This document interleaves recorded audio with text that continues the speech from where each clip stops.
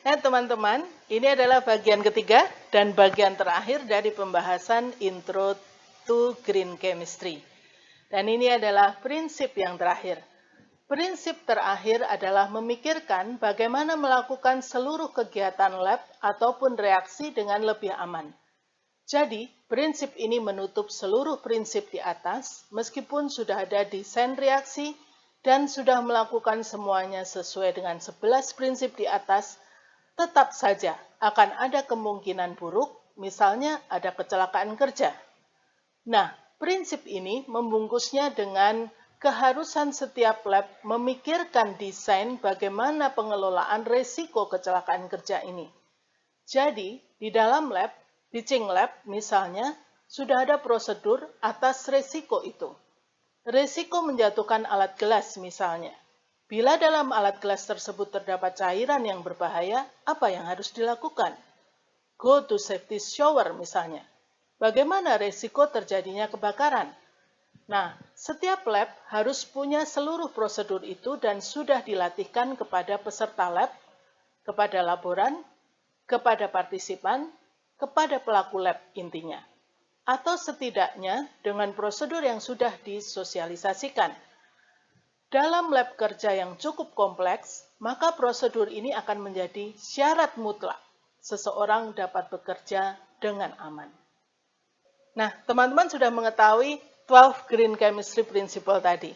Setelah tahu, tidak berarti kita bisa bekerja dengan nyaman dan santai, seolah-olah lab seperti ruang makan misalnya.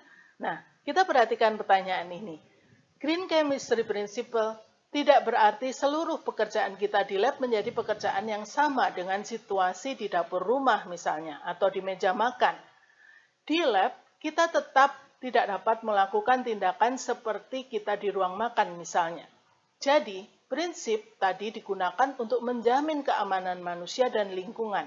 Namun, tindakan manusia di dalam lab jelas tetap perlu dikondisikan sesuai protokol lab tersebut. Dengan demikian, ada rules of the game. Aturan dan protokol lab tetap harus menjadi jaminan keselamatan yang dilakukan atau dipraktikkan oleh penggunanya.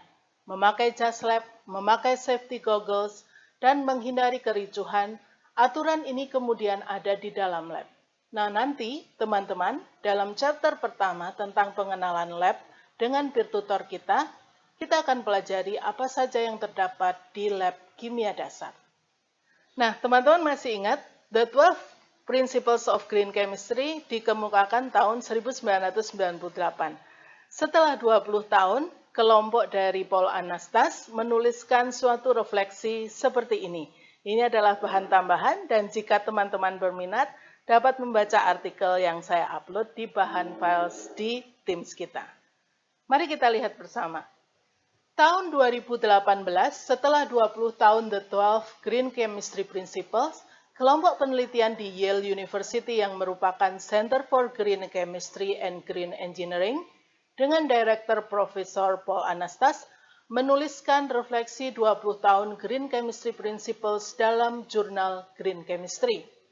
Di dalamnya, Erythropol dan timnya menggambarkan satu visualisasi yang mereka beri nama The Green Chemist Tree.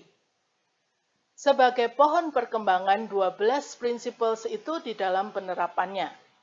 Perkembangan luar biasa ini tak hanya melingkupi lab-lab kimia, tetapi juga lab lain dalam riset kimia, riset engineering, industries, medicine, health sciences, pharmacy, agriculture, dan lain-lain.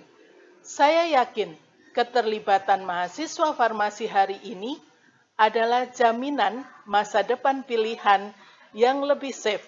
Masa depan pilihan, masa depan terpilih teman-teman semua dan kita semua warga dunia. Maka mari kita belajar dengan bermakna. Get a meaningful learning through Green Chemistry Principles melalui Lab Green Chemistry dalam kimia dasar dan lab-lab selanjutnya. So, get your meaningful learning starting from now. Terima kasih, sampai jumpa teman-teman.